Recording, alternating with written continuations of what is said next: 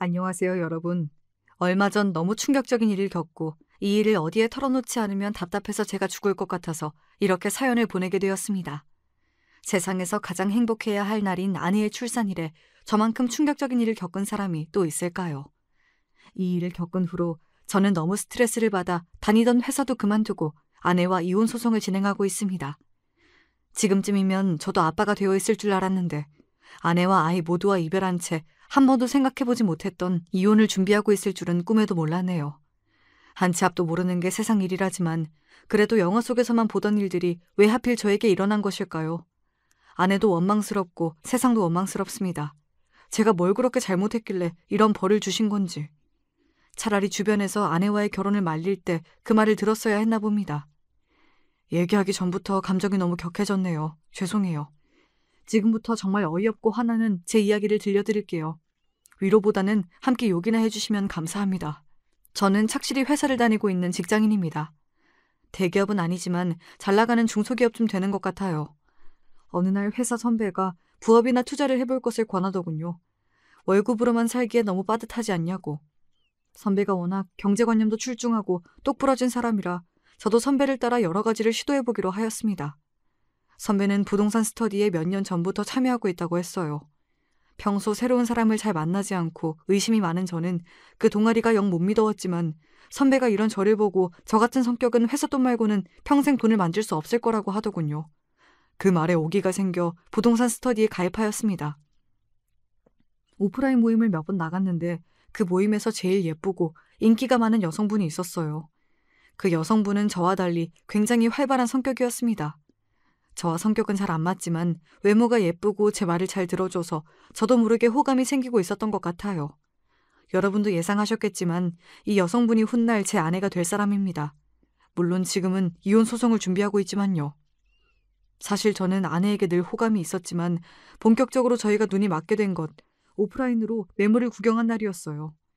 그날 아내가 술에 많이 취해서 여러 남성분들에게 여러 가지 스킨십들을 하고 있었습니다.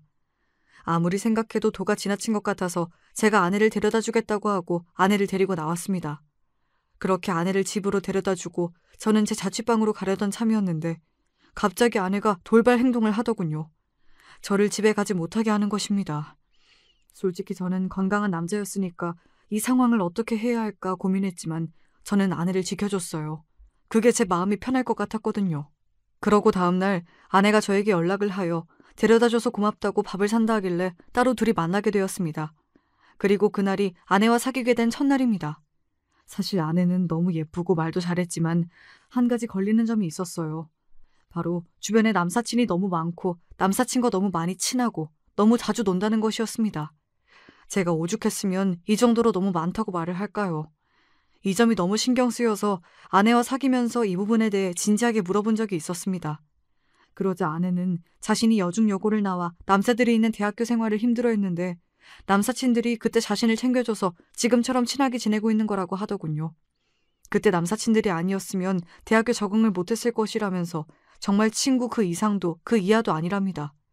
여행도 자주 같이 갔었는데 아무 일도 없었다며 아내가 너무 단호하게 말하길래 그때는 아내를 믿어보기로 했습니다. 하지만 그 말을 믿은 걸 몇 달이 안 돼서 후회하고 말았죠. 제가 직접 말도 안 되는 아내와 남사친의 데이트 현장을 목격했거든요.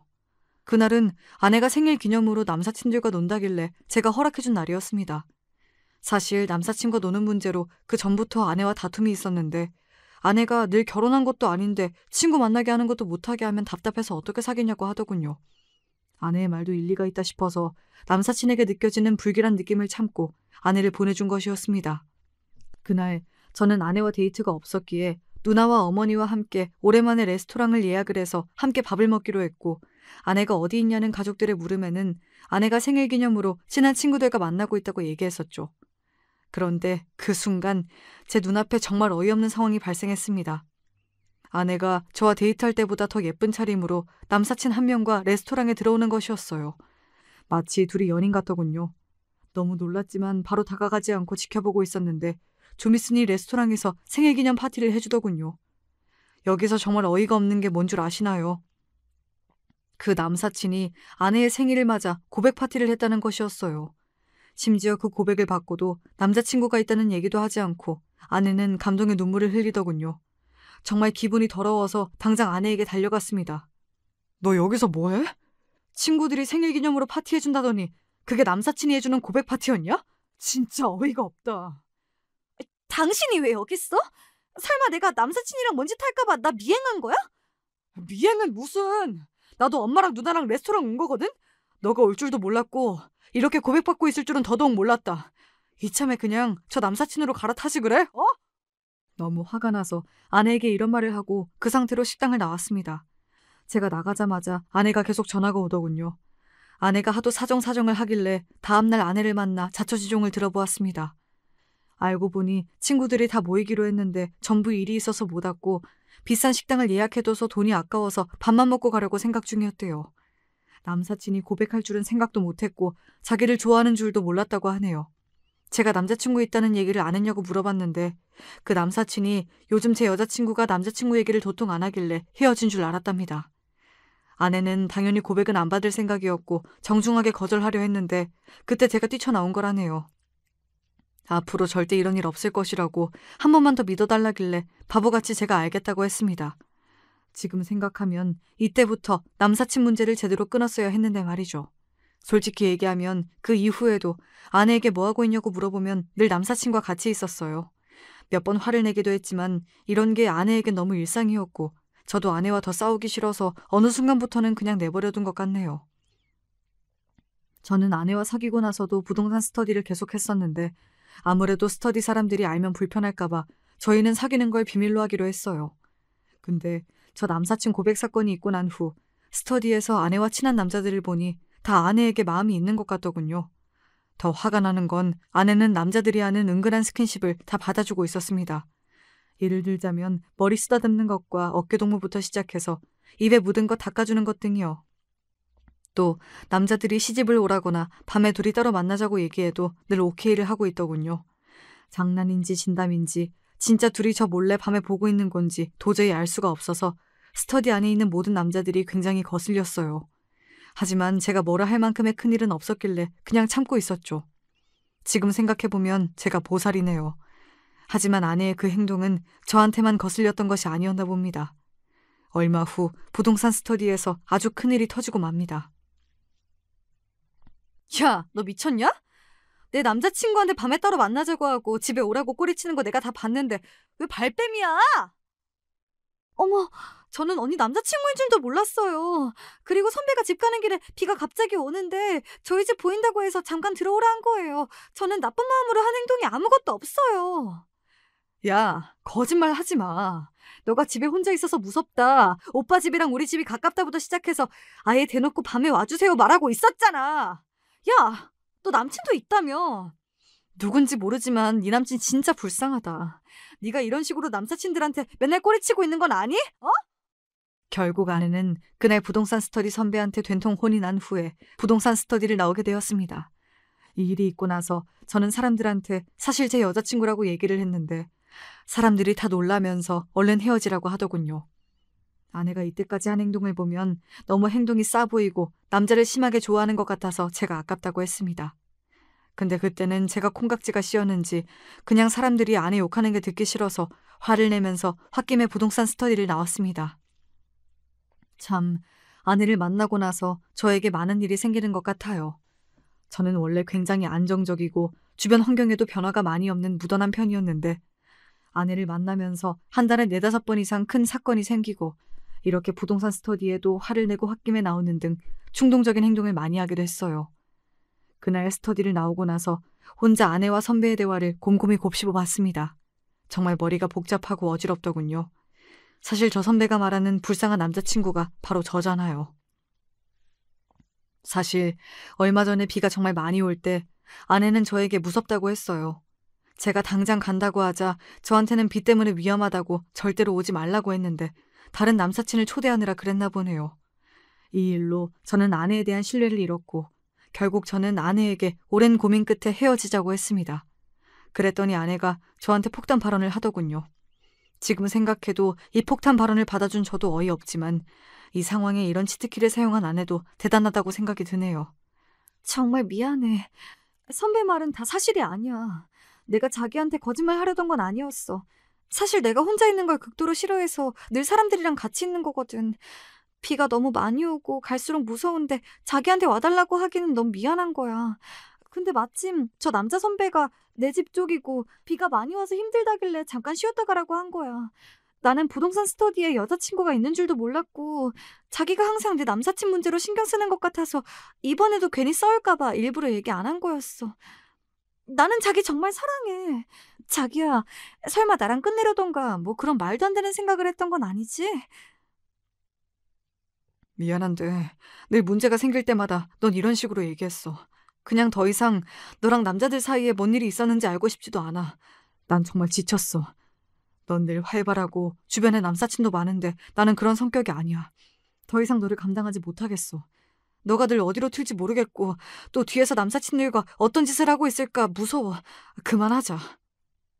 뭐? 난 이 상태로 자기랑 못 끝내. 내가 불안하다면 나에게 좋은 방법이 있어.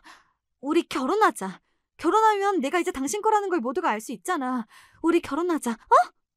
저는 그렇게 아내에게 정말 황당한 프로포즈를 받았습니다. 그때는 왜 그랬는지 아내의 말에 설득이 되더군요. 결혼을 하면 아내가 조금 더 안정적으로 살 것이고 지금 같은 행동은 안 할 것이라고 생각했나 봅니다. 여러분, 제 프로포즈 썰 정말 어이없으시죠? 헤어지자는 말에 결혼하자는 대답이 먹힐 수도 있다니. 참 그때는 그냥 제가 아내가 너무 좋았나 봅니다. 저희 가족들도 다 제 선택을 늘 응원해주는 편이었기 때문에 전 그렇게 아내와 속전속결로 결혼을 진행하게 되었습니다. 그렇다면 결혼 후 아내의 남사친 문제는 어떻게 됐을까요? 아내가 좀 달라졌을까요?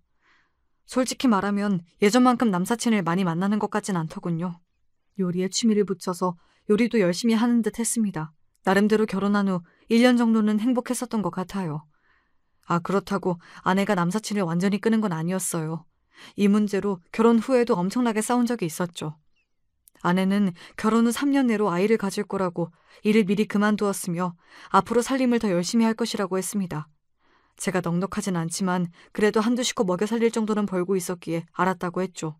그런데 저희가 신혼을 보내고 있을 때 제가 출장이 많은 업무로 바뀌게 되었어요. 그래서 아내와 있는 시간이 상대적으로 줄어들 수밖에 없는 상황이었죠. 아내는 혼자 있는 걸 극도로 싫어해서 그런지 바뀐 제 업무가 마음에 들지 않는 느낌이었습니다. 이후 아내는 집에만 있으면 너무 답답하고 외롭다며 한두 달에 한 번씩 친구들과 여행을 갔습니다. 제가 그만큼 출장이 잦았으니까 이해할 수 있는 부분이었어요. 대학교 친구, 그리고 예전에 직장 생활을 하며 만난 회사 동료들 등 아내의 인맥은 정말 다양했어요. 그렇게 그날도 아내가 친구들과 여행을 갔던 때였습니다. 그런데 갑자기 해외에 살고 있는 제 친구가 연락이 오더군요. 저한테 사진을 한 장 보내주었는데 그 사진은 정말 충격적이었습니다. 아내가 남사친들이랑 해외에서 노출이 많은 수영복을 입고 남자들한테 둘러싸여 놀고 있는 사진이었어요. 당시 회사에 있었는데 너무 놀라서 소리를 지르며 당장 아내에게 전화를 했습니다. 당신 지금 어디야? 이번 여행 누구랑 간 거야? 뭐야, 당신 회사 아니야? 나 예전 회사 동료들이랑 여행하고 있다니까. 나한테 여자랑 갔다고 했잖아. 근데 왜 노출이 심한 수영복을 입고 남자들한테 둘러싸여 있어? 어? 어떻게 알았어? 일단 거짓말해서 미안해. 사실 전 회사 동료들이랑 각별한 사이여서 다 같이 갔는데 자기가 남자 있다 하면 싫어하니까 얘기 못했어. 미안해. 근데 여기 여자 남자 다 같이 있고 그냥 수영장에 온 거지 아무 일도 없어. 정말이야. 자세한 얘긴 집에 와서 하자. 제발 이런 거짓말 안 했으면 좋겠다. 이럴 때마다 나 너무 힘들어. 별의별 상상을 다 하게 된다고. 그렇게 화를 내며 전화를 끊었습니다. 그러자 아내는 장문으로 사과 메시지를 보내더군요. 이 여행은 실제로 다른 여자분들도 있었기에 저는 앞으로 절대 거짓말하지 않고 저에게 사실대로 이야기하고 여행을 가라고 말했습니다.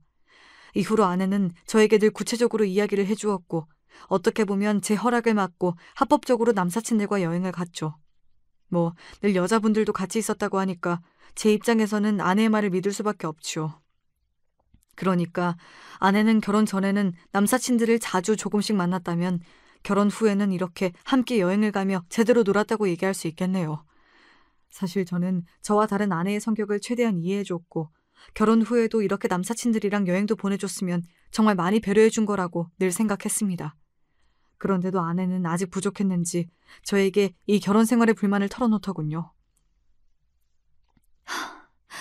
나는 자기가 너무 안정적이고 제대로 놀 줄 모르는 게 아쉬워. 사실 내가 예전부터 외국에서 해변 파티 꼭 가보고 싶었거든? 이태원 알지? 이태원에서도 남자랑 여자랑 상관없이 외국인들이랑 다 같이 놀잖아. 해변 파티는 좀 그런 느낌이랄까? 솔직히 내가 일찍 결혼해서 나랑 대학교 때 친했던 친구들은 이번에 다 해변 파티 간다던데 당신이 그런 건 절대 안 된다고 난리를 쳐서 나만 못 간다고 했잖아.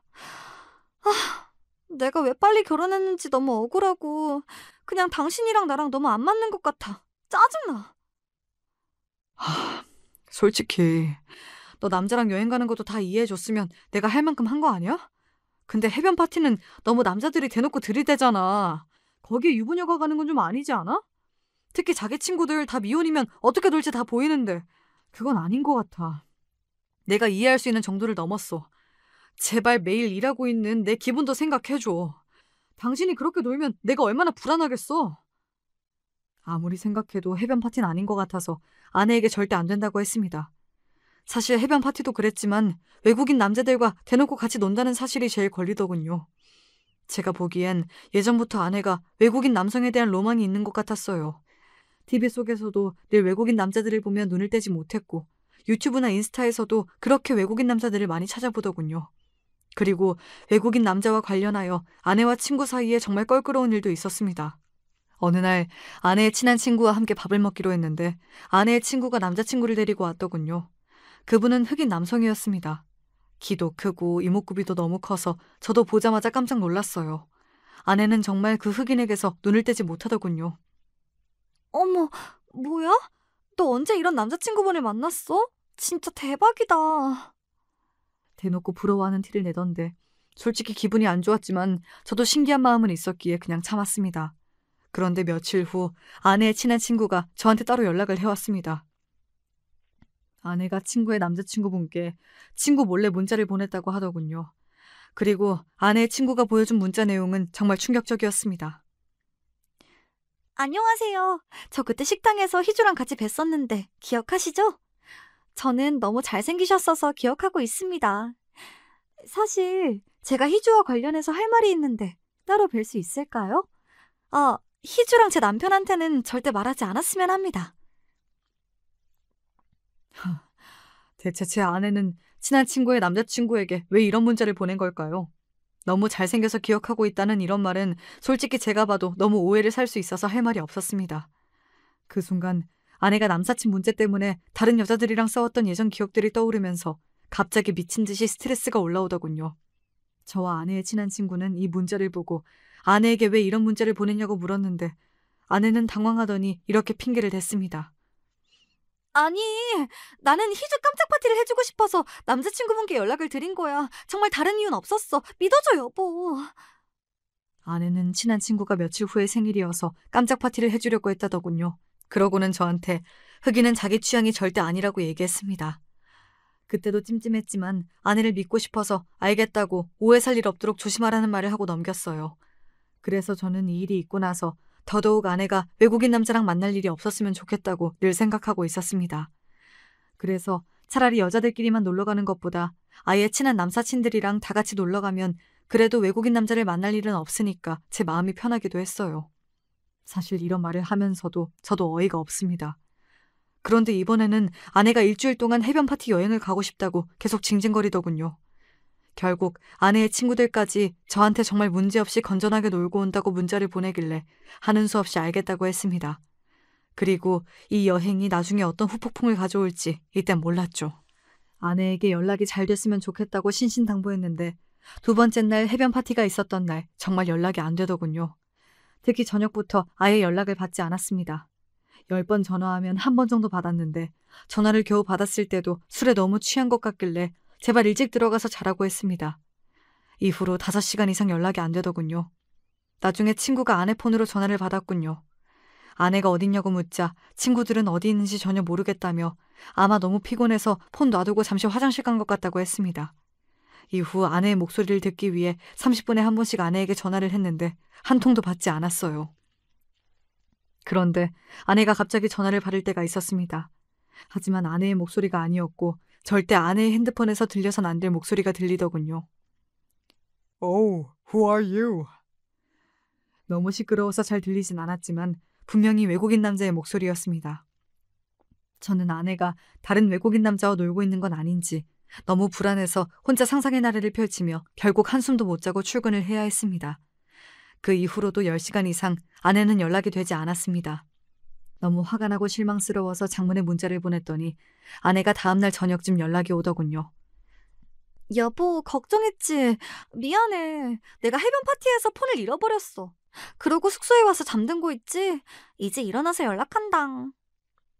제가 어제 흑인의 목소리가 들렸다고 누구냐고 했더니 폰을 잃어버렸어서 누군지 모른다고 오늘도 하루 종일 폰을 찾는다고 늦게 연락을 한 거라 하더군요.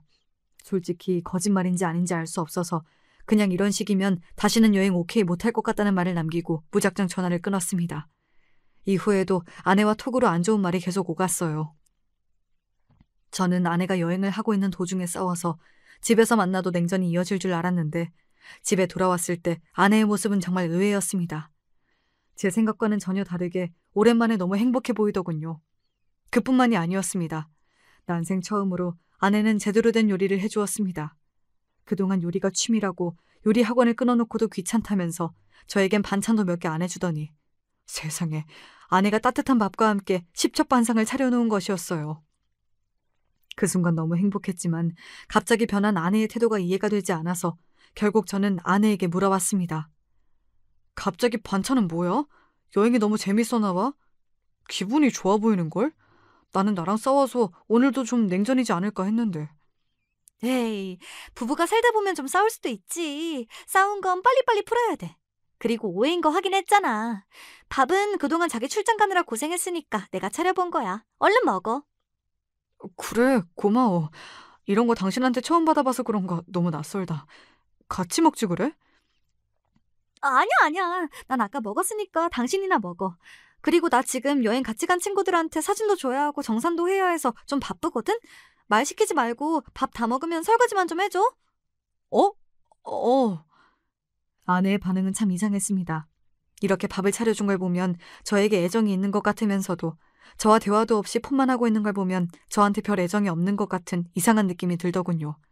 그리고 카톡으로 계속 누군가와 연락을 하는 것 같은데 솔직히 신경 쓰였습니다. 그래도 이미 아내와 화해를 했는데 또 뭐라 하면 아내가 제가 너무 집착한다고 생각할까 싶어서 열심히 설거지를 해두고 일찍 잠에 들었습니다. 다행히 이때 크게 싸운 이후로는 아내와 계속 좋은 사이로 잘 지냈던 것 같아요. 예전에는 줄곧 배달 음식만 시켜줬었는데 이후로는 가끔씩 저에게 밥을 차려주기도 했어요. 남사친들이랑 놀 때도 거짓말 안 하고 나가는 시간이랑 들어오는 시간도 잘 얘기해 주더라고요. 미친 듯이 행복하다고 말할 정도는 아니었지만 그럭저럭 아내와의 결혼 생활에 만족하면서 살고 있었습니다. 그러던 어느 날 정말 제 인생에서 평생 잊을 수 없는 기쁜 일이 찾아왔습니다. 요즘 들어 아내가 속이 안 좋다고 해서 집에 올 때마다 소화제를 사왔었거든요. 그래도 계속 밥을 잘 못 먹길래 큰 병원에서 검사를 해봐야 하나 걱정했는데 갑자기 집에 가니 아내가 임신 테스트기를 보여주더군요. 2주를 확인하고는 정말 상상도 못한 일이었기 때문에 기쁨의 환호성을 질렀습니다. 제 인생에서 손꼽을 정도로 기쁜 순간이었어요. 여보, 당신 진짜 임신한 거야? 이게 진짜 무슨 일이야. 너무 고마워. 내가 앞으로 더 잘할게.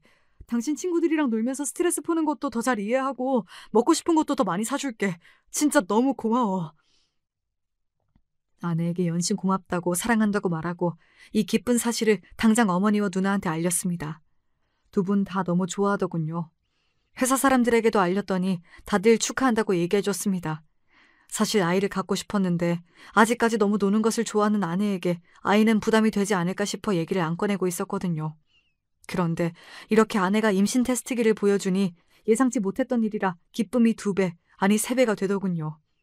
그렇게 저와 아내에게 생명이 찾아온 만큼 더 성숙하고 행복한 날들을 보내나 했는데 한 달 후 아내에게 정말 생각지도 못한 원망 섞인 이야기를 들었습니다.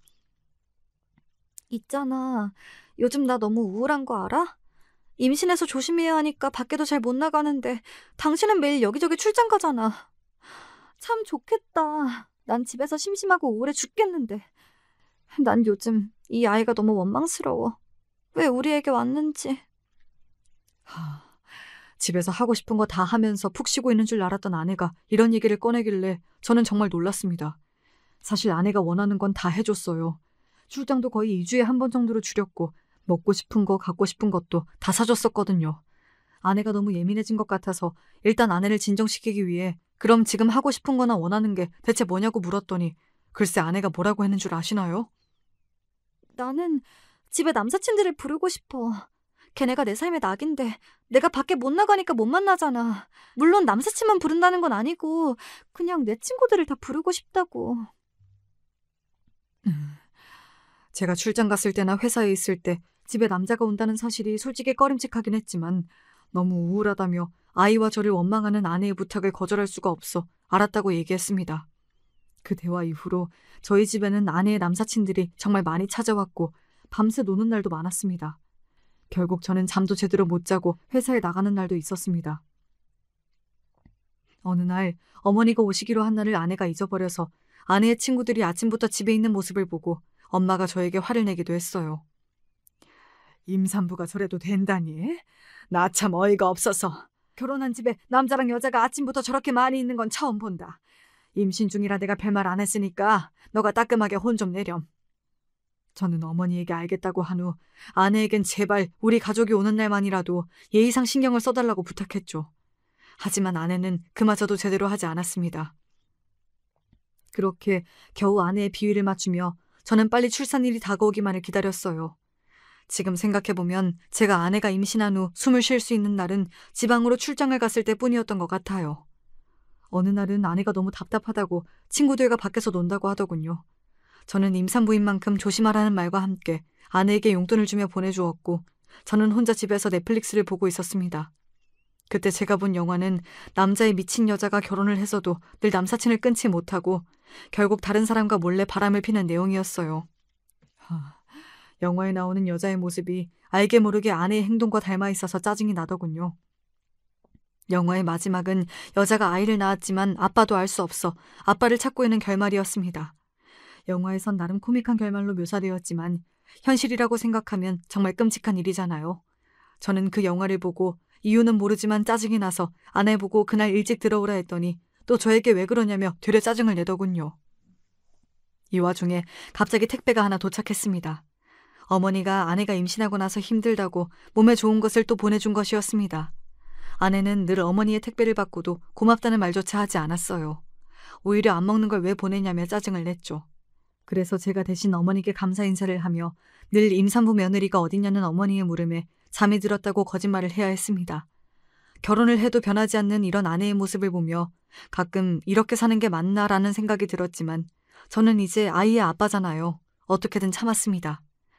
그렇게 저는 아내의 눈치를 보며 겨우 출장 업무를 다녀오고 아내는 친구들과 놀고 있고 이런 상황을 반복하고 있던 도중 제 인생에서 가장 황당하고 소름 돋는 일이 생겼습니다. 정말 다시 생각하기도 싫을 만큼 끔찍한 일이에요. 그날은 아내의 출산 예정일이 한 달쯤 남아서 제가 안심하고 출장을 간 날이었습니다. 지방 숙소에 도착하자마자 아내가 긴급하게 전화가 오더군요. 여보 어떡해. 너무 힘들어. 나 벌써 양수가 터진 것 같아. 지금 빨리 와주면 안 돼? 아파. 아내의 비명을 들은 저는 깜짝 놀라서 급히 회사에 양해를 구하고 병원으로 달려갔습니다. 회사 사람들은 다행히 걱정 말고 갔다 오라고 나중에 아이 사진 보내달라면서 저를 축하해 주더군요. 눈치 주는 회사도 있었다고 했는데 정말 다행이었습니다. 이후 당장 어머니와 누나에게 전화를 해서 아내와 함께 병원에 가달라고 부탁했죠. 병원에 갔더니 아내는 정말 힘들어 보였습니다. 몇 시간째 진통이 이어지고 있었는데 그 모습을 보니까 아내에게 정말 잘해야겠다는 생각이 들더군요. 출산이 이 정도로 힘든지 몰랐거든요. 아내는 저를 보자마자 울면서 소리쳤어요. 여보, 왜 이제 왔어? 나 좀 살려줘. 너무 아파. 진짜 죽을 것 같아. 이후 아이가 나올 것 같다는 아내의 소리와 함께 출산을 돕는 촉진제가 아내에게 투여되었습니다. 출산 도중 아빠가 중간에 들어가서 보는 경우도 있다는데 제 아내는 저에게 아무리 자기가 힘들어해도 절대 들어오지 말라고 신신당부를 했었어요. 예전에 친구의 남편이 출산 장면을 보고 친구와 부부관계를 피하는 경우가 있었다는 것을 친구에게 들었다고 얘기하더라고요. 사실 저는 그 남자가 너무한다 싶으면서도 출산 장면이 얼마나 충격적이면 남자가 그럴 수 있을까 생각도 들어서 아내가 정말 위급한 상황이 아니면 들어가지 않는 것으로 생각하고 있었습니다. 그렇게 밖에서 대기를 하고 있는데 아이의 울음소리가 들렸습니다. 정말 가슴이 벅차고 기쁘더군요. 보통 아빠들이 탯줄을 자르러 들어간다길래 저도 준비를 하고 있었는데 어쩐지 저를 부르지 않았어요. 무슨 문제가 생겼나 싶어 들어가 보려던 참에 의사분과 간호사분이 나왔습니다. 분명 아이 울음소리를 들었는데 의사와 간호사 선생님의 표정이 너무 어둡고 서로 눈치를 보더라고요. 그러더니 의사 선생님이 아주 난처한 듯이 말을 꺼냈습니다. 이게 죄송하지만 정말 말도 안 되는데 그게 그러니까 말을 더듬는 의사 선생님을 보며 너무 답답한 마음에 당장 아내가 있는 곳으로 들어가려 했더니 간호사 선생님들이 저를 가로막더군요. 아니, 아이가 태어났는데 아이를 보려고 온 아빠를 가로막는 경우가 대체 어디 있나요? 저는 그 순간 아내의 생명에 문제가 생긴 건 아닌가 싶어 정신을 놓은 채로 소리를 질렀습니다. 지금 뭐 하는 거예요? 우리 아내 어딨어요? 지금 우리 아내 잘못돼서 나 못 들어가게 하는 거냐고요? 제 말을 들은 간호사는 절대 그런 건 아니라며 어렵게 얘기를 꺼내더군요. 산모분은 정말 건강합니다. 그런데 지금 아이분이 조금 특이해요. 직접 보시면 충격이 너무 크실 것 같은데 저희도 이런 경우는 처음이라 혹시 산모분 남편이 맞으신가요? 저는 간호사의 말을 들은 순간 제가 며칠 전 본 영화가 떠오르면서 불길한 느낌이 들더군요. 당장 가서 아내와 아이를 제 눈으로 봐야 할 것 같아서 제정신이 아닌 상태로 의사와 간호사분을 확 밀친 후 아내가 있는 곳으로 갔습니다. 그러자 제 눈앞에는 믿을 수 없는 광경이 펼쳐졌어요. 여러분, 정말 놀라지 마세요. 간호사분이 안고 있는 아이는 저랑 하나도 닮지 않았고 피부색도 검은색이었습니다. 누가 봐도 한국인이 아니었고 제 아이가 아니라 분명히 흑인 아이였습니다. 아이를 눈으로 보고 옆에 있는 아내를 봤는데 입술을 깨물며 두려움에 떨고 있더군요. 저는 너무 놀라서 다시 밖으로 나왔습니다. 현실을 부정하고 싶어서 의사와 간호사분께 믿을 수 없는 표정으로 다시 한번 여쭤봤습니다. 아니, 선생님, 제 아이는 어디로 가고 왜 흑인 아이가 저기 있는 건가요? 지금 이 중요한 순간에 저한테 장난치시는 건가요? 빨리 제 아이 보여주세요. 네? 아버님, 믿기지 않으시겠지만 산모분이 낳으신 아이가 맞습니다. 무슨 소리예요, 지금? 어떻게 저랑 제 아내 사이에 흑인이 나와요? 네? 아이가 바뀐 거 아니에요? 아니, 근데 내가 계속 옆에 있었는데 아이가 바뀔 수가 없는데 그럼 지금 제 아내가 바람이라도 폈다는 얘기인가요? 네? 의학적으로도 흑인 부모가 백인 아이를 낳은 경우도 있긴 하지만 확률이 지극히 드물죠. 저희도 아버님이 생물학적 아이의 아버지가 맞는지는 장담할 수 없습니다.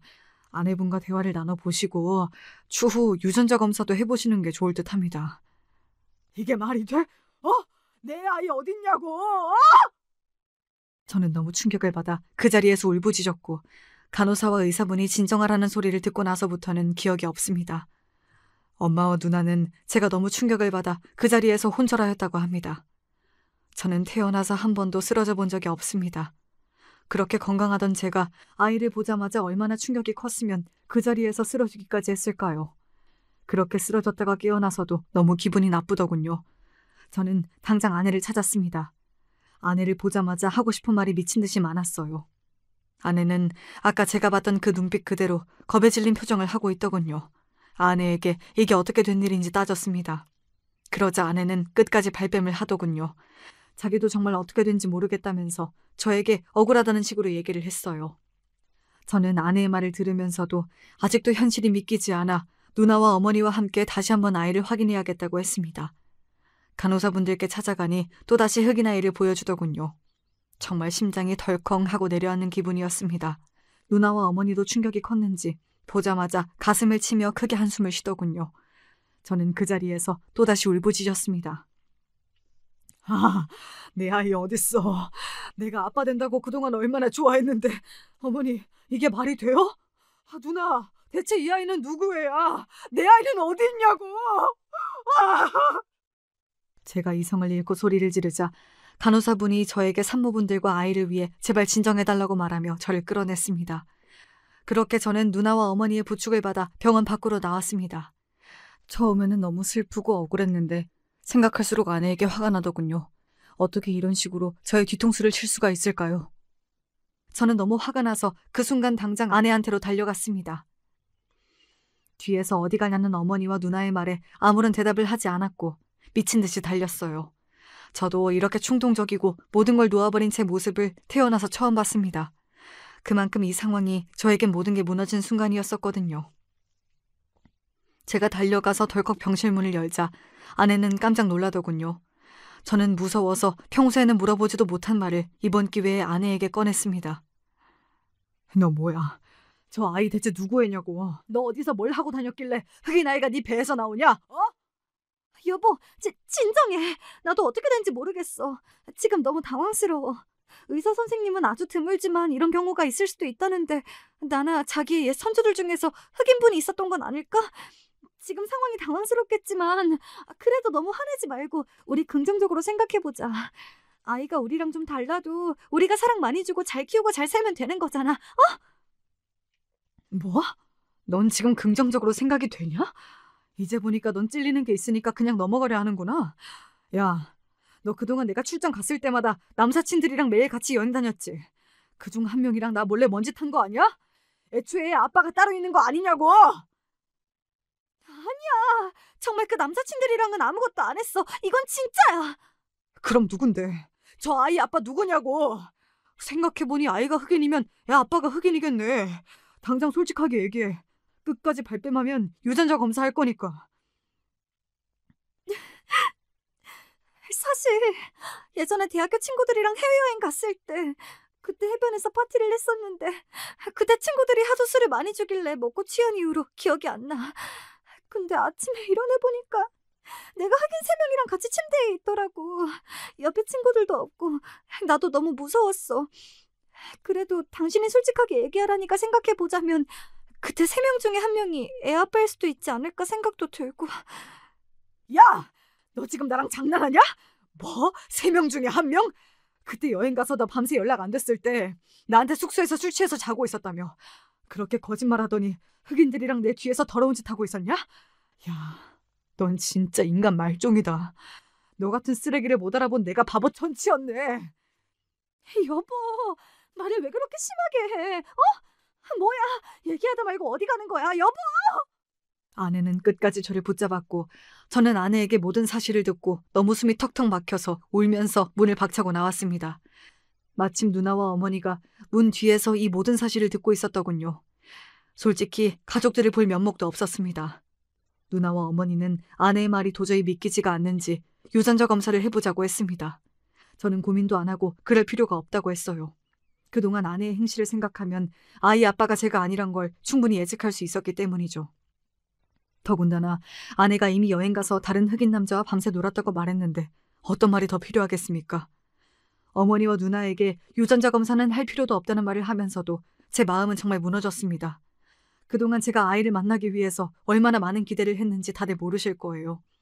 저 정말 좋은 아빠가 되려고 육아 관련된 책도 사서 읽고 유튜브도 온갖 아이 육아에 관한 것밖에 안 봤어요. 아이 주려고 아이 옷과 장난감도 얼마나 많이 사놨는데요. 그리고 결정적으로 아내가 늘 남사친과 만났을 때도 혼자 마음 졸이면서도 아내를 믿어주었습니다. 출산 중인 아내의 기분을 최대한 배려하기 위해서였죠. 하지만 저는 결국 제 인생에서 가장 기대하고 행복해야 할 날인 제 아이가 태어나는 날 아내에게 배신을 당하고 말았습니다. 여러분, 어떻게 해야 그동안 제가 아내를 사랑했던 시간, 아이를 기다렸던 시간을 보상받을 수 있을까요? 이후로 저는 너무 억울해서 회사도 그만두게 되었고 술에 취해서 겨우겨우 살았습니다. 이후 아내는 저에게 계속 연락을 해왔어요. 저는 아내의 전화를 받지 않았습니다. 더 이상 할 말도 없었고 휴대폰에 뜨는 아내의 번호를 볼 때마다 그 흑인 아이가 떠올라 역겹더군요. 그러다가 좀 정신이 차려질 무렵 아내에게 마지막으로 문자를 보냈습니다. 제가 할 수 있는 가장 최악의 쓴소리는 다 한 것 같아요. 내 인생 가장 행복해야 할 날, 나에게 최악의 순간을 선물해줘서 고맙다. 그동안 너를 사랑한 시간, 내 아이를 기다린 시간이 너무 억울하고 아까워서 밤에 잠이 안 와. 사람을 이런 식으로 망가뜨리니까 좋니? 주변에서 다 너와 만나는 걸 반대할 때도 난 늘 널 믿었었는데 내가 내 발등을 찍은 것 같네. 이혼하자. 아이는 아이 아빠 찾아서 잘 키우고 몸조리 잘하고 지금 문자를 다시 확인해 보니 세상 착하게 보냈네요. 이 문자를 받은 아내는 또 계속해서 전화를 했습니다. 사실 전화 받으면 아내의 목소리에 또 마음이 약해질 것 같아서 모든 연락을 다 씹었습니다. 그러더니 아내가 장문으로 문자가 왔어요. 정말 어이없는 게 뭔 줄 아시나요? 그 문자에 사과의 말은 단 하나도 없었다는 거예요. 끝까지 자기 변명만 늘어놓더군요. 제발 전화 받아. 내가 그동안 많은 남사친들을 만났지만 실수한 건 그 여행 한 번뿐이었어.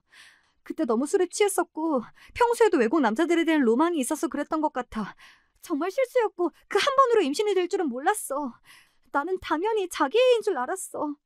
나도 너무 당황스럽고 억울하고 이 상황이 너무 힘들어서 미칠 지경이야. 당신 그래도 나 사랑하잖아. 나 이렇게 힘들고 아이도 태어나서 막막한데 당신까지 옆에 없으면 나 어떻게 살아? 아이가 흑인이라 해도 우리가 사랑으로 잘 키우고 둘째는 당신과 내 유전자로 만들면 되잖아. 어? 같이 이 상황을 해결해보자. 회피하지 말고 제발. 참, 이게 무슨 개가 짖는 소리인지 모르겠네요. 결국 자기가 힘들고 자기가 친 사고가 감당이 안 되니까 저한테 옆에 있어달라 이 말 아닌가요? 늘 아내가 이런 식으로 얘기할 때마다 제가 어물쩍 넘어갔지만 흑인 아이의 얼굴을 보니 아내에게도 오만정이 다 떨어진 것 같아요. 그렇게 아내와 이혼을 하기 위해 이혼 전문 변호사를 알아보고 있는데 갑자기 모르는 번호로 전화가 오더군요.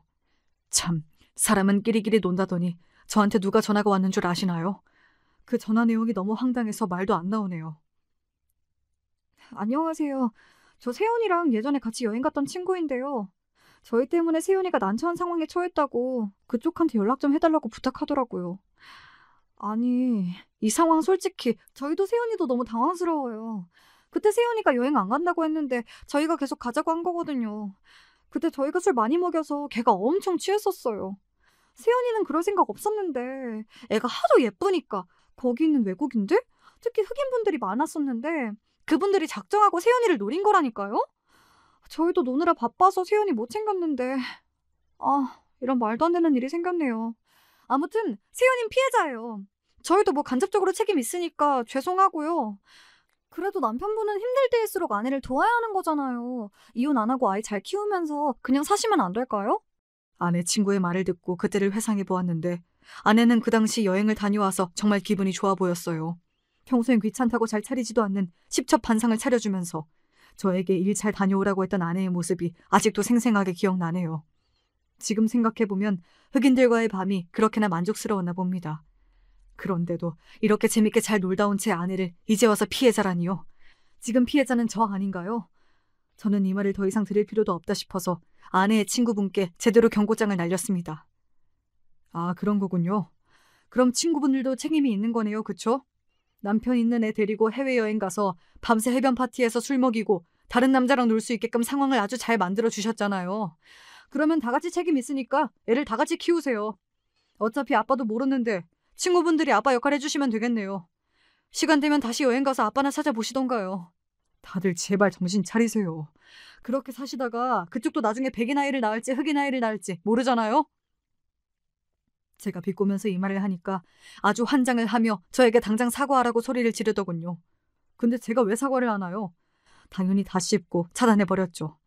솔직히 저도 원래 이렇게 세게 말하는 사람이 아닌데 지금 제가 겪은 상황을 보면 누구라도 이런 말 나올 것 같지 않나요? 이후 아내의 친구분들이 아내에게 이 얘기를 해줬는지 아내가 휴대전화를 다시 개통해서 다른 번호로 저한테 또 연락이 오더군요. 어떻게 친구들을 모욕할 수 있냐면서 당장 사과하라 하던데 참. 이 와중에 또 친구를 신경 쓰고 있더군요. 그리고 애 낳은 지 얼마 되지도 않은 임산부가 무슨 기운이 그렇게 많이 남아있어서 여기저기 연락을 하고 있는지 이해가 안 되네요. 저는 결국 이혼 소장 날렸고 지금도 이혼 소송 중입니다. 뭐 아내의 책임으로 나오겠죠. 정말 어쩌다 제 인생이 이혼남의 백수, 거기다 아내는 외국인이랑 바람나서 외국 아이 임신, 이런 절망적이고 자극적인 상황으로 가득 차게 되었는지 모르겠습니다. 사람들은 아내를 알았던 몇 년 동안 액땜했다고 생각하라는데 지금은 무슨 말을 들어도 위로가 안 되네요.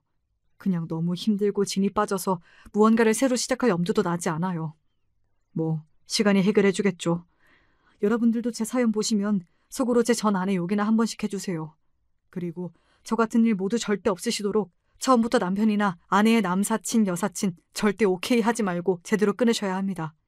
그러다가 제 꼴나요. 지금까지 안타깝고도 황당한 제 사연 들어주셔서 감사합니다. 다음번엔 좀 더 희망적이고 좋은 사연 들고 올게요. 안녕히 계세요.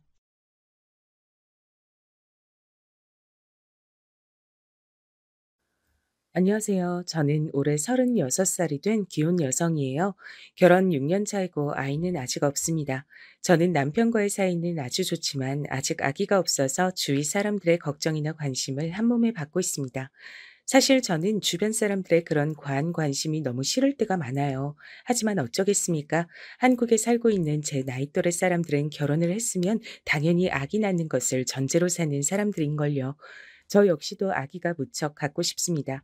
그런데 제 이런 절박함을 이용해서 저에게 저주를 내리려고 한 원수 같은 사람이 있어서 최근에 많은 마음고생을 했고 이제야 겨우 떨쳐내게 되었거든요. 그래서 이 사연에 빠지다 유튜브 채널을 빌려 용기 내서 여러분들에게 제 이야기를 들려드릴까 합니다. 다른 사람의 불행을 이용해서 저주를 하는 사람이 만약 여러분이 싫어도 얼굴을 마주해야 할 가족이라면 어떤 생각이 드시겠어요? 전 처음 이 사실을 알게 됐을 때 너무나도 무서웠어요. 사람의 아기가 이 정도로 마음을 괴롭힐 수 있는 것이구나 하는 생각을 하게 됐답니다. 그래서 제 가장 믿을 수 있는 반려자인 남편에게 이 사실을 이야기하고 이 사람과 절연을 할 수 있도록 도와달라고 청했습니다. 남편은 제 말을 듣고 당장 이 사람과 절 떨어뜨려 놓고 앞으로도 꼭 제 편을 들겠다고 하더라고요. 그래서 전 남편과 갈라서지 않고 지금까지 사이좋게 살아올 수 있었습니다. 이 정도면 여러분들도 절 괴롭히던 사람이 누군지 대충 짐작이 가실 거라고 생각합니다. 네, 맞습니다. 그분은 바로 저의 시어머니였습니다. 전 외동아들과 결혼했습니다. 제 주변에서 조언을 하던 결혼한 친구, 선배들은 하나같이 전부 외아들은 결혼 상대론 최악이라면서 두 팔 걷어붙이고 말리더라고요. 그런데 누구나 말리는 최악의 결혼 상대와 제가 왜 결혼을 했을까요?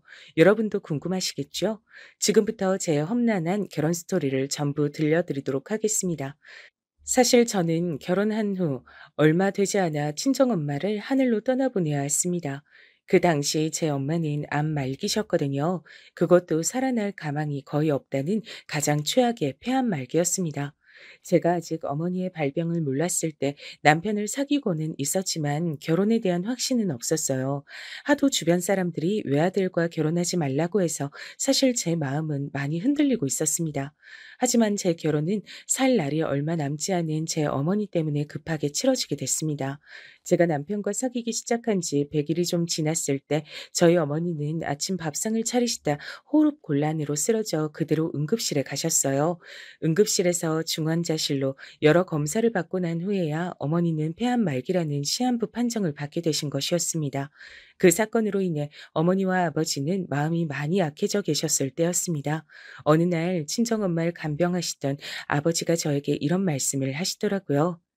혜인아, 이 아버지가 너에게 부탁이 있다. 네 엄마가 이제 이 세상에 있을 날이 얼마 남지 않았어. 옆에서 보기만 하는데도 너무 불쌍하고 매일 눈물만 나는데 마지막으로 웃으면서 떠날 수 있게 엄마 소원 좀 들어주면 안 되겠니? 네 엄마 소원이 네 웨딩드레스 입는 거 보는 거란다. 이젠 내 소원이기도 하단다. 이 아빠가 부탁할게. 제발 지금 사귀는 그 남자와 결혼해주면 안 될까?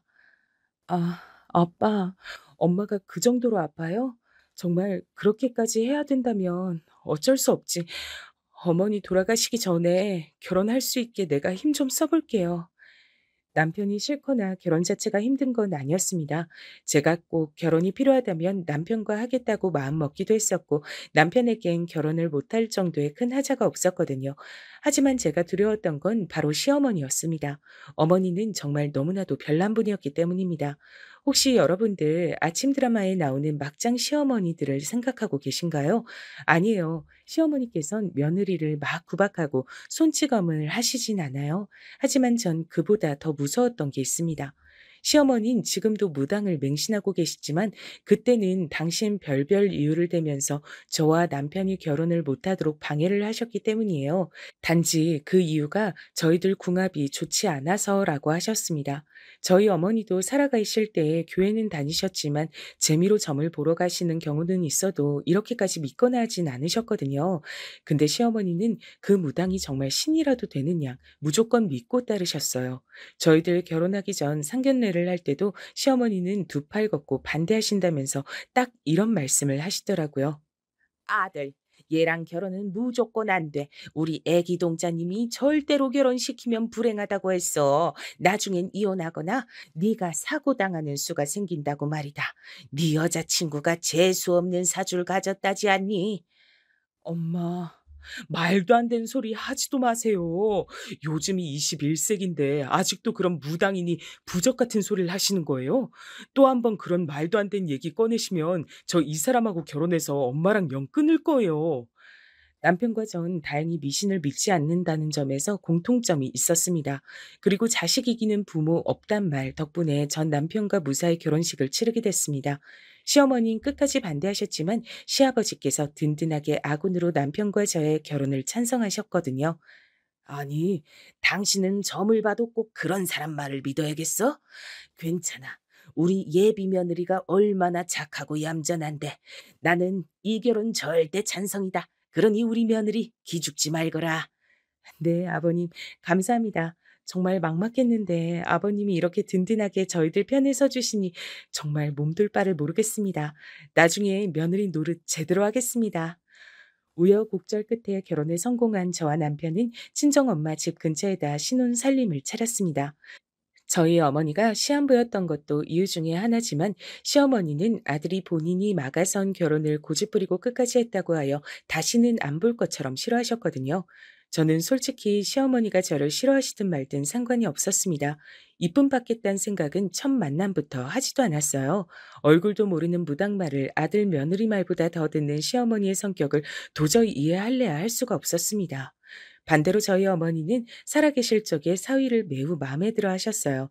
남편은 맨날 퇴근할 때마다 맛있는 빵이나 과일을 사서 장모님 댁에 나르고 아침마다 안부도 물어봐주는 살가운 사위였습니다. 저는 그런 남편에게 너무 고마워서 나중이라도 시어머니가 아들과 화해하는 날이 있다며 저도 시어머니에게 잘해드리겠다고 말을 했었습니다. 남편도 결혼하기 위해서 시어머니 말씀을 거역했지만 시어머니가 자기를 용서해주는 날이 언젠가 오겠지라고 하면서 좀 슬픈 표정으로 웃었습니다. 전 그런 남편을 보는 것이 안쓰럽고 미안했어요. 딱히 제가 뭘 잘못한 건 아니었지만 엄마 때문에 일찍 결혼을 한 이유도 있었거든요. 만약 시어머니를 설득한 후에 허락받고 결혼했었으면 남편이 어머니와 대면대면하게 지낼 이유도 없을 텐데 하고 생각했습니다. 친정엄마는 저의 결혼식을 보시고 몇 달 후에 돌아가셨습니다. 엄마가 돌아가시기 전 우리 가족들 모두 후회가 남지 않도록 어머니와 추억을 더 많이 만들기 위해 노력했습니다. 전 주간지 기자로 일을 하고 있는데요. 엄마가 돌아가시기 전까지 재택근무를 하면서 친정에서 엄마를 간병해 드렸어요. 전 전문적인 간병인이 아니다 보니까 어머니가 심하게 아프시기 시작하면서 거의 병원 약과 진통제 주사에 의존하게 됐습니다. 밥도 제대로 못 드시는 날은 그냥 빨대로 두유나 단백질 음료만 빨아 드시게 했어요. 아버지는 새벽마다 어머니를 간병하면서 눈물로 밤을 새셨습니다. 전 이러다가 아버지까지 쓰러지실까 염려돼서 낮이라도 좀 쉬시라고 말씀드렸죠. 그랬더니 아버지는 고개를 가로저으며 굳은 얼굴로 말씀하셨습니다. 내가 너희 할아버지를 요양병원에다 모셨었어. 그랬더니 임종을 못 보게 됐다. 어느 날 면회 가서 언제 돌아가실지 모르니까 잠깐 자자 생각하고 휴게실에서 자는 동안 가셨다. 이번엔 절대 그런 일이 일어나지 않게 할 거야. 내 아내 마지막 가는 길은 지켜줘야지. 그래도 아버지까지 건강 나빠져서 쓰러지기라도 하면 어쩌시려 그래요. 잠은 자야 사람이 괜찮아지지. 너무 조바심 내지 마시고요. 엄마 때문에 아버지 건강 해치는 건 엄마도 절대 바라지 않으실 거예요. 그래, 알았어. 내 몸은 내가 잘 안다. 그러니 넌 걱정 말고 일할 거 있으면 해. 밤에는 무조건 아버지가 네 엄마 보살필 거니까 너야말로 너무 힘들게 하지 말고 쉬엄쉬엄 간병해. 아버지의 고집에 못 이겨 저는 아버지가 일 나가시는 낮엔 어머니를 간병하고 밤에는 일을 했습니다. 남편도 친정엄마가 돌아가시기 전까지 주말에 놀고 싶어도 참고 친정엄마 곁에 있어 드렸다고 하더라고요. 요즘 이런 사위 찾아보기 힘들지요. 아직도 남편에겐 정말 감사하고 미안한 마음뿐입니다. 이런 저희 가족들의 노력들이 무색하게 어머니는 급격히 상태가 안 좋아지더니 낙엽이 하염없이 떨어지던 11월 어느 날 조용히 돌아가셨습니다. 친정엄마의 장례식장이 끝내 시어머니는 오시지 않았습니다. 시아버지는 장례식장 첫날 달려오셔서 절 위로해 주시고 가셨고 남편과 저는 3일 밤낮을 장례식장에서 보냈습니다. 시어머니는 비록 안 오셨지만 전 그것조차 서운하다 할 수 없을 정도로 정신없는 3일이 지났습니다. 슬퍼서 아무것도 하질 못하시는 아버지를 대신해서 전 결정해야 할 것들이 너무 많았기 때문이었습니다. 그렇게 친정 엄마의 장례를 치르고 3개월이 지난 후 남편은 겨우 시어머니께 허락을 받아 시댁에 갈 수 있게 되었다고 하더군요. 저도 같이 오라고 하셨다면서 설날부터 시댁에 출입해도 된다고 하더라고요. 저희 엄마가 11월에 돌아가셨고 새해를 맞아 남편이 시댁에 같이 가자고 했으니 전 결혼 후 거의 반년이 지나서야 다시 시어머니의 얼굴을 뵀습니다. 시댁에 가서 전 머쓱하게 웃으며 시어머니에게 꼬박 인사를 드렸습니다. 아, 어머니, 이 사람 용서해 주시고 받아주셔서 감사해요. 저도 어머니께 친정 어머니 일로 심려를 많이 끼쳐드렸지만 이제부턴 며느리로서 도리를 다하도록 할게요. 넓은 마음으로 용서해 주셔서 감사합니다. 하지만 시어머니는 아직도 찬바람이 쌩쌩 부는 목소리로 날카롭게 제 말을 자르시더라고요. 전 시어머니 말씀을 듣는 순간 움찔해서 소름이 돋았습니다. 난 내 아들 용서한 거지. 아직 널 며느리로 받아들인 건 아니다. 그러니까 내 마음 풀렸다고 오해는 하지 마. 자식이 말을 안 들어도 엄만 용서해 줄 순 있지만 우리 애기 동자님 말 안 들은 건 언제든 그 벌이 내릴 거니까 너도 각오하고 있도록 해. 동자님이 너한텐 신벌을 내리실 거라고 하셨거든. 엄마, 이런 말씀 안 하시기로 하셨잖아요. 제가 제발 부탁드릴게요. 저만 용서한다고 하지 마시고 이 사람도 받아주세요. 네? 그럼 엄마가 그렇게 맹신하는 애기 동자 말 듣고 이미 결혼한 우리가 갈라서야 해요? 제발 좀 정신 차리세요. 네? 남편이 당황해서 시어머니 말을 잘랐지만 어머니는 당당히 그 저주를 저한테 내리시더라고요. 그 말을 듣는 순간 너무너무 찝찝해서 한겨울인데도 소름이 오싹 끼쳤습니다. 시아버지께서도 저에게 미안한 표정으로 네가 좀 참으라고 하시더라고요. 시어머니는 가족들보다 그 무당말을 더 믿는다고 하시면서 설 연휴 동안에 웬만하면 저와 어머니를 안 마주치게 신경을 써주셨습니다. 시댁에서 그렇게 무서운 새해 첫날을 보내고 저는 다시 친정집으로 돌아왔어요. 저희 집은 어머니가 교회를 다니셔서 제사는 지내지 않거든요. 어머니가 유언으로 나무 밑에 묻는 수목장만 해달라고 하셨기에 어머니가 계신 나무 밑에 아버지와 남편과 함께 다녀왔습니다. 남편이 운전을 하고 저는 뒷자리에서 아직도 슬퍼서 눈물 보이시는 아버지를 열심히 위로해드렸어요. 제가 새해 첫날부터 시어머니께 저주를 들었다는 말은 당분간 아버지에게 함구하기로 했습니다. 안 그래도 시어머니를 별로 마음에 안 들어 하시는 아버지가 그 얘기를 들어서 좋을 게 하나도 없어서였죠. 성묘를 하고 친정에 돌아와서 남편은 지쳐서 잠을 자고 아버지와 둘이서 간단히 점심을 먹었어요. 아버지는 6개월 만에 다시 시어머니를 뵌 소감이 어떠냐고 장난식으로 저에게 물으셨어요. 그래, 네 시어머니가 이번엔 애기 동장가 뭔가 하는 그 사람이 뭐라 했다 그러니? 혹시 네 욕한 거면 이 아버지 안 참을 거야. 그러니 솔직히 말해봐. 아버지, 시어머니가 매번 그렇게 점만 보고 다니시진 않아요. 그러니 걱정하지 마요. 어머니가 막 반겨주시진 않았어도 남편도 용서했고 저한테도 명절에나 시부모님 생신 때 와도 된다고 말씀하셨으니까 너무 신경 쓰진 마세요. 저는 시댁에 갈 때면 당연히 시어머니 말씀은 그냥 흘려들었어요. 제가 그런 거 하나하나 신경 쓰면 제 수명은 벌써 10년 넘게 줄었을걸요? 하지만 저 역시 사람인지라 기분이 좋진 않았습니다. 누군들 그런 저주 같은 말을 듣고 좋아하겠습니까? 시어머니는 저한테 안 좋은 말씀을 하실 때마다 우리 애기 동자님이라고 시작하시는 것이었어요. 예를 들어서 저한테 신년에 운이 나쁘다고 했다. 아니면 꿈자리가 사납다고 하더라. 이런 말씀들을 애기 동자의 입을 빌어서 아무렇지도 않게 하시는 거였습니다. 특히 저한테 그런 흉사 같은 걸 많이 전해주시는데 나중엔 정말 귀에서 피가 나올 것 같더라고요. 전 너무 어이가 없고 어머니의 전화가 받기 싫어서 어느 날 남편에게 불평을 했습니다. 여보, 어머니 말이야. 정말 너무 심하신 것 같아. 내가 일할 시간인데도 아랑곳 않고 수시로 전화하셔서 나한테 저주를 하시는데 당신이 좀 말려주면 안 돼? 좋은 말도 계속 들으면 귀가 아픈데 어머니는 계속 이번 주에 아플 거라느니 화분이 머리에 떨어질 거라느니 하시잖아. 근데 그게 어떻게 맞는 날엔 나도 소름이 너무 돋아. 제발 당신이 좀 말려줘. 일상생활이 힘들잖아. 아, 어머니가 또 자기 힘들겠구나. 내가 미안해. 우리 엄만 정말 아무도 못 말리는 분이야. 난 그냥 건성으로 들어드려. 그리고 안 믿으면 그만이지 뭐. 알았어. 내가 당신한테 피해 안 가도록 어머니께 잘 말씀드려 볼게. 남편이 어머니께 전화를 하고 시어머니랑 한참을 싸우고 나서야 며칠은 잠잠하게 넘어갈 수 있었어요. 하지만 남편이 잔소리를 안 한다 싶으면 또 시어머니는 줄기차게 저한테 저주의 말을 전화로 전하시는 것이었어요. 그럴 때마다 남편에게 불평, 불만을 늘어놓기도 좀 애매해서 전 그냥 그런 시어머니를 참고 견디기로 했죠.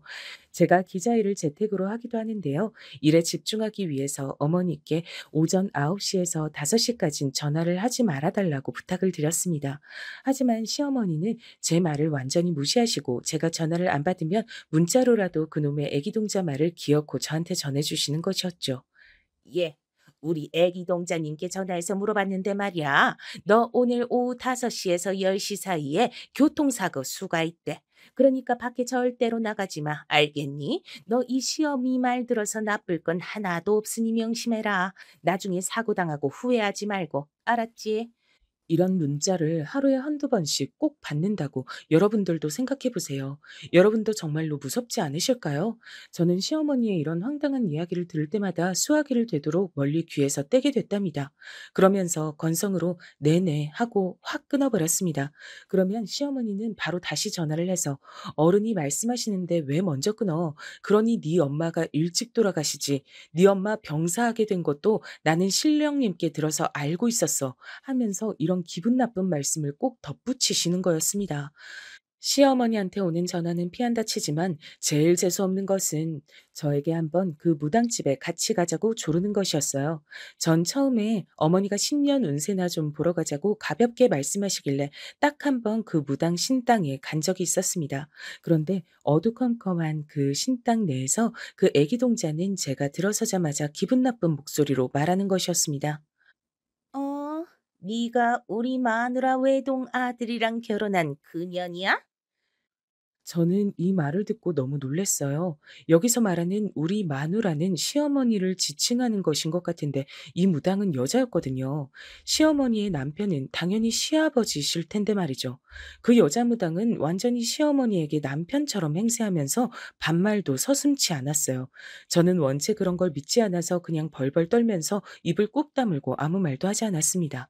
그랬더니 옆에서 시어머니가 그 여자 손을 꼭 잡더니 말씀하시더라고요. 우리 애기 동자님 용하시네. 우리 아들이 억지로 결혼한다고 내 말도 무시하고 얘를 데려와 버렸잖아. 그러니까 내가 며칠 동안 자기가 꿈속에서 나한테 호통을 하도 쳐서 죽을 뻔했다니까. 내가 그 결혼 끝나고 굿해서 재수 없는 인연 대신에 200만 원짜리 인형 태워 보냈으니까 걱정하지 마. 자기는 나만 믿고 따르면 돼. 전혀는 다신 여기 데리고 오지 마. 부정타니까. 그 무당 말을 듣자마자 시어머니는 저를 죽일 듯 노려보시더니 저보고 나가서 기다리라고 했습니다. 저는 향냄새가 가득한 신당 밖으로 나가서 시어머니가 그 여자와 볼 일이 끝날 때까지 기다렸어요.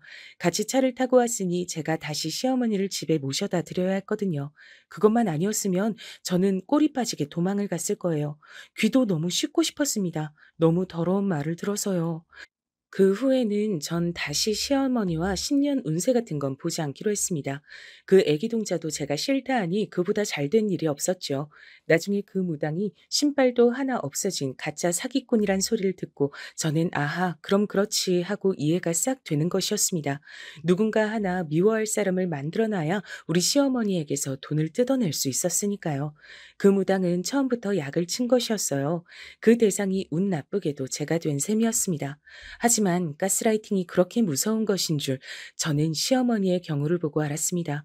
TV나 범죄 프로그램에서만 나오던 그 가스라이팅이란 단어가 그 무당에게 딱 어울리는 말이었죠. 시아버지도 하도 그 무당 말 듣고 시어머니가 잔소리를 하시니 몇 번 무시하다가 나중엔 버럭 화를 내시더라고요. 당신 그 무당집에 도대체 얼마나 갖다 바친 거야? 어? 그냥 재미로 보라고, 재미로. 당신이 친구들이 없어, 가족들이 없어. 근데 왜 그런 이상한 여자한테 의지를 하는 거야? 정말 다시 한 번만 우리 며느리한테 못된 소리 하면 나 당신하고 황혼 이혼이라도 할 거니까 그런 줄 알아. 사람이 길이 아님 가질 말아야지. 아 참. 당신 지난달에 내 말 무시했다가 길거리에서 넘어져서 발목 삐었잖아. 내가 다칠 수가 있으니까 나가지 말랬지. 근데 말 안 듣고 다치더니 꼴 좋다고 내가 했어 안 했어? 우리 동자님 용한 건 이 동네 사람들이면 다 알아. 뭘 알고 헛소리를 하던지 해. 이렇게 우리 가족과는 아무 상관없는 그 여자 때문에 우리 시댁은 바람잘 날이 없었습니다. 남편은 무당 말만 믿고 절 미워하시는 시어머니 때문에 1년에 2번 명절 때만 시댁에 가자고 했습니다. 저는 남편이 저희 엄마한테 잘해드렸던 걸 기억하면서 시어머니에게 보통 때는 잘 대해드리려고 노력했습니다. 하지만 시어머니는 시댁에 아무도 없을 때는 저를 노려보며 니년 때문에 애기 동자님이 화나셨다면서 저에게 마구 욕을 하셨습니다. 어머니, 저 어머니께 정말 잘하고 싶어요. 그런 기회를 주시면 안 돼요? 전 어머니를 이해할 수가 없어요. 왜 생판 남인 그 애기 동자 때문에 가족까지 불편하게 만들고 버리려고 하시는지 말이에요. 제가 이 말을 하니 시어머니는 씩씩 거친 숨을 몰아쉬시면서 저에게 삿대질을 하고 소리를 지르시더군요. 이야, 너 말이면 난 줄 알아? 우리 동자님이 한 번 화가 나면 아무도 못 막아. 빨리 잘못했다고 빌어. 안 빌면 너 진짜 큰일 나. 네 옆에서 듣고 계시단 말이야. 어머니, 제 옆에 아무도 없어요. 얼른 망상에서 벗어나세요. 제발요. 그렇게 기약 없이 싸우고 시간이 지나면 대면대면한 채로 명절마다 만나는 날들이 5년이나 계속된 것이었죠. 저는 어느 날 너무 답답해서 시아버지에게 여쭤본 적이 있습니다. 남편이 저랑 결혼하기 전에도 어머니가 이렇게 병적으로 무당의 말을 믿었는지 말이에요. 그랬더니 시아버지는 시어머니가 한 달에 한 번씩 그 점집에 가시긴 했지만 그 전엔 제 남편만 그렇게 잡들이를 했다고 하시더라고요. 머리를 어디다 두고 자지 마라. 시험 보는 날은 빨간색 속옷을 입어라. 어머니의 이런 말들을 그냥 미신으로 치부하고 시아버지도 별 신경을 쓰시지 않았답니다. 그런데 너희들 결혼할 때쯤에 한번 그 점을 보러 가더니 너를 멀리해야 한다고 펄펄 뛰면서 결혼을 말리지 뭐냐. 그래서 나도 몇 번 싸웠어. 그 점집 가서 무당 여자한테 헛소리 말라고 호통도 쳐받고 말이야. 하지만 다음 달에 네 시어머니가 사정사정하고 빌어서 액땜을 했다나 하더라고. 그래서 내가 죽지 않았다고 말이야. 동자한테 대들면 심벌 받는데 그 무당 때문에 몇백을 굿하는데 다 날려버렸지 뭐냐. 나도 참 어이가 없다. 시아버지는 혀를 쯧쯧 차시면서 팔짱을 끼고 더 이상 말도 하기 싫다고 하셨습니다.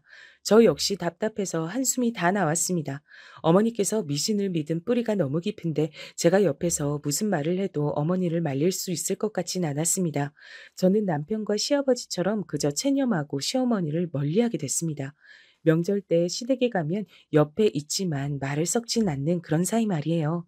그러던 어느 날 시어머니는 또 그 무당집에 가서 무슨 말을 듣고 오셨는지 우리 집으로 찾아오셨습니다. 원래 재수없다고 우리 사는 집엔 잘 오시지 않았는데요.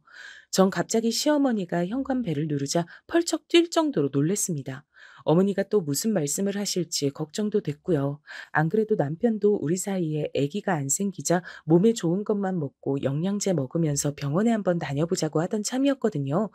전 시험관이나 산부인과에서 임신 준비를 하면 돈이 많이 들 걸 알았습니다. 사실 맘카페에서 하는 말들을 미리 들어서 알았거든요. 그 때문에 병원비가 걱정되어서 그냥 음식 조심하고 운동만 하고 하늘에 맡기자고 했어요. 하지만 결혼한 지 이제 5년이 되었으니 아기는 가지라고 저희 친정아버지도 은근히 손주를 기다리신 눈치였어요. 친정아버지가 혹시 저에게 남편이 피임하냐고 아니면 왜 이렇게 손주 소식이 없냐고 물으실 정도였으니까요. 저는 아버지가 그런 뉘앙스로 말씀하실 때마다 웃으면서 얼버무리기 바빴습니다. 언제든지 생길 수 있겠지. 그렇게 안일하게 생각했던 것도 사실이었습니다. 아기를 아주 싫어하지는 않지만 제가 잘 키울 자신도 없고요. 게다가 엄마는 돌아가셨으니 도움을 받을 수도 없잖아요. 시어머니도 키워주실 것 같지가 않고요. 절 싫어하시는데 제가 애를 낳으면 좋아하실지 믿어지지도 않았고요. 친구들 중 일찍 결혼한 애들은 자식들이 벌써 중학생은 되거든요.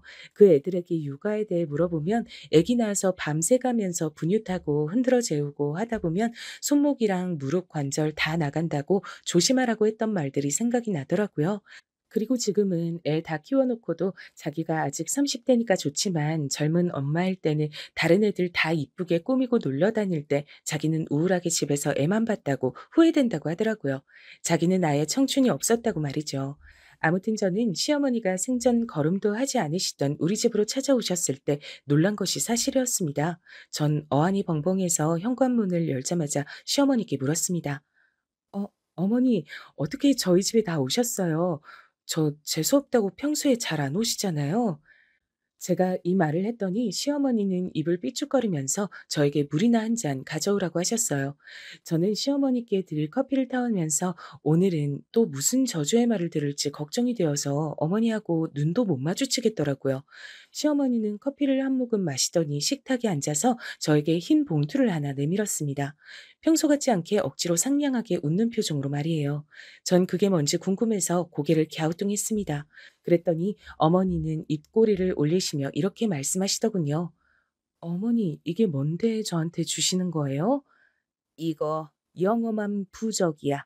100만 원 주고 애기 동자님께 써온 건데 아들 낳게 해주는 거래. 내가 저번에 우리 아들한테 전화를 했는데 너희들 임신 준비한다면서? 동장님이 백일 기도하고 나한테 기운 담아 써주신 거니까 베개 속에 넣고 잠을 잡아. 그럼 네 꿈에 삼신 할매가 나와서 아들로 낳게 해주신다고 하니까.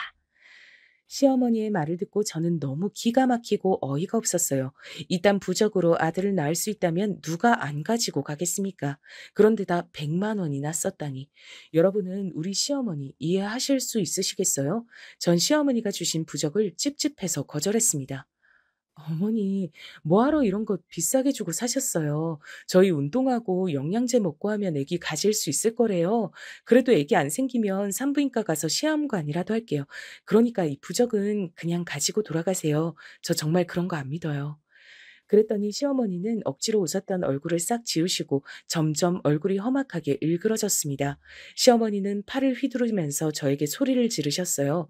그 고함 소리가 어찌나 크던지 저는 고막이 터질 것 같아 귀를 막아야 할 정도였습니다. 그러니 너랑 내가 상극이란 게야. 어른이 무슨 말을 하면 네네 하고 고분고분한 맛이 없어 너는. 아무튼 우리 아들 몰래 네 베개 속에 넣고 자야 해. 그래야 동자님이 아기 점지를 해주실 거니까. 이거 버리면 신벌 받으니까 그런 줄 알고. 알겠어? 시어머니 이제 갈 테니까 나오지 마라. 제가 뭔가 대답을 하기도 전에 어머니는 도망치듯이 문을 쾅 닫고 저희 집에서 나가셨습니다. 왠지 수상하긴 했지만 그래도 평소 저를 탐탁지 않아 하시던 어머니가 선물로 주신 거라니 찝찝하긴 해도 한 번 넣고 자보자고 생각했습니다. 그때까지만 해도 저는 시어머니가 저한테 거짓말을 한 것이라고는 생각도 못했습니다. 그저 아기가 들어서게 하는 부적이라니 가볍게 생각했던 것 같습니다. 남편에게 말하면 영험한 기운인가 뭔가가 없어진다고 하니 어머니가 오셨단 얘기도 하지 않았어요. 남편은 피곤하다고 하면서 저녁을 먹자마자 씻고 골아 떨어져 버렸습니다. 전 남편 몰래 시어머니께 받은 부적이 든 흰 봉투를 베개 속에 넣었습니다. 그리고 남편에게 등을 돌리고 잠이 들었습니다. 그런데 그날 밤 전 아주 무서운 꿈을 꾸게 됐습니다. 제가 안 믿던 부적 때문이었는지 뭔지 몰라도 전 식은땀까지 흘리면서 꿈에서 깨었어요. 가슴 한편이 통증으로 꾹 눌리는 것 같았습니다. 절 사시나무 떨듯이 떨게 했던 그 꿈 내용은 바로 이런 것이었습니다.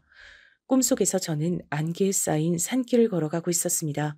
산이 너무 험하고 낮인데도 안개가 짙어서 발 밑조차 안 보일 정도였어요. 정말 어딘가에서 귀신이 나와도 이상하지 않을 정도로 으스스한 산길이었습니다. 저는 왠지 무서워서 눈물을 흘리면서 얼른 이 산속에서 벗어나려고 발버둥을 쳤습니다. 하지만 산속에서 길을 잃고 같은 곳만 뱅뱅 도는 것이었어요.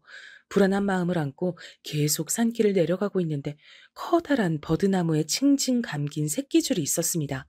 그 옆에는 다 쓸어가는 초가집이 있었고요. 전 잘 됐다고 생각해서 그 초가집 안으로 들어갔어요. 너무 힘들어서 조금만 쉬었다 가고 싶었거든요. 초가집은 아주 허름했지만 방 안에는 화려한 비단 이불이 깔려 있었습니다. 전 그게 이상한 꿈인 것은 알고 있었어요. 하지만 산속을 헤매느라 너무 지쳐서 이불 속에 들어가 스르르 잠이 들었어요. 근데 제 옆에서 자꾸 바스락거리는 소리가 났습니다. 꿈속에서도 그 소리가 들리자 신경이 쓰여서 깊이 잠을 잘 수가 없었습니다. 그 소리를 애써 무시하고 계속 잠을 청했는데 그 바스락거리는 소리가 귓가에서 더 크게 들리더니 바람이 문 밖에서 휙 불어 창호지를 뚫어버렸습니다. 전 그 상황이 너무 무서워서 벌떡 일어나 외쳤습니다. 누구야? 얼른 나와. 귀신이면 사라져. 혜인아, 나다. 너 지금 잠들려고 하고 있지? 자면 안 돼. 꿈에서도 보고 싶던 친정 엄마의 목소리에 저는 눈물을 펑펑 흘렸습니다. 그리고 초가집 밖에 나와 보았습니다. 거기엔 친정엄마가 생전의 모습처럼 서 계셨습니다. 엄마는 걱정스러운 얼굴로 산길을 걷다가 지친 절 바라보셨습니다. 전 이게 꿈인지 생신지 정말 구분이 되질 않았어요. 그리운 엄마의 얼굴을 다시 본다는 건 너무 좋았지만 죽은 사람이 꿈에 나오는 건 좀 불길하다는 생각이 들어서였습니다. 전 꿈속에서 어머니에게 무슨 일이 있느냐고 물었습니다. 그랬더니 어머니는 경악할 만한 얘기를 하시는 것이었어요. 엄마, 혹시 나 때문에 꿈속에 계시는 거예요? 무슨 일 있으세요? 정신 차려. 엄마는 우리 딸한테 경고해 주려고 온 거야. 그 베개 속에 있는 부적, 얼른 꺼내서 태워버려라. 그거 정말 흉한 물건이야. 누가 줬는지 너에게 해코지하려는 사람이 준 거다. 명심해라. 얼른 일어나서 태워버려. 친정 어머니가 그 말을 저에게 남기고 사라지자 초가집마저 온데간데 없어져 버렸습니다. 전 너무나 놀라서 가슴을 부여잡고 꿈에서 깨어났습니다. 악! 하고 소리를 지르자 옆에서 잠들었던 남편까지 놀라서 벌떡 일어났습니다. 남편은 제가 가위에 눌린 것을 알아보고 걱정이 되어서 한마디 하더라고요. 여보, 왜 그래? 괜찮아? 기가 허해졌나? 이 식은땀 좀 봐. 당신 내일 한의원 가서 진맥하고 보약 좀 지어오자. 어? 내가 내일 월차 낼게. 아, 아니야. 그냥 꿈을 좀 꿨는데 그게 무섭고 불길했어. 그래서 그런 거야. 나 아무렇지도 않아. 그냥 다시 자. 저는 거짓말로 남편을 안심시켰어요. 시어머니가 준 부적 때문에 이상한 꿈을 꿨고 친정 엄마가 나와서 그 부적이 재수가 없는 거라고 새벽에 일어나서 말하기엔 너무 길고 복잡했어요. 그리고 저는 그 부적이 도대체 무슨 용도인 건지 알아봐야겠다고 생각했습니다. 불안한 눈으로 절 쳐다보던 남편을 다독여서 다시 잠들게 하곤 전 살짝 베개 속에서 흰 봉투를 다시 꺼냈습니다. 그걸 핸드백 속에 넣어두고 다시 잠을 청했더니 꿈 하나도 꾸지 않고 개운하게 잘 잤습니다. 다음 날 남편이 출근하고 나서 전 그 부적을 가지고 친구에게 갔습니다. 친구는 취미로 민속학을 하다가 뒤늦게 대학까지 나와서 친구들 점을 재미로 봐주는 친구였습니다.